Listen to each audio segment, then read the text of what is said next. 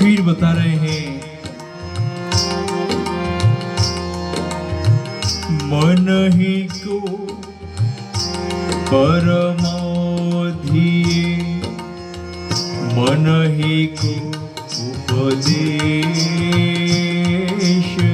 मन ही को परमोधिये, मन ही को उपदेश। यह जो यह मन को,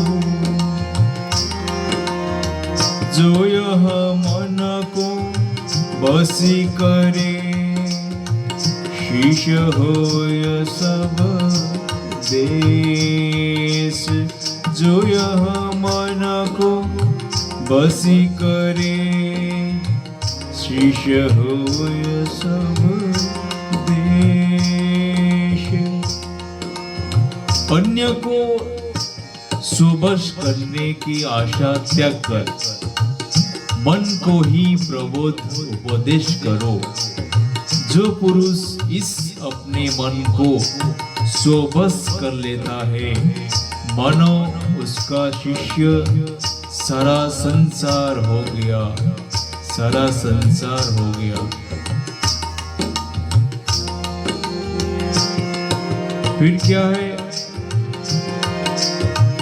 मन गोरख मन गोविंद, मन ही मन ही औघड़ सोय। मन गोरख मन गोविंद, मन ही औघड़ सोय। जो मन राखे जतन करी, आपे करता होय।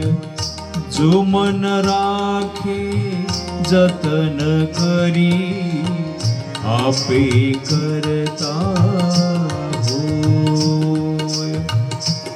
मन की दृढ़ता से ही लोग गोरख जैसी योगी बन जाते हैं।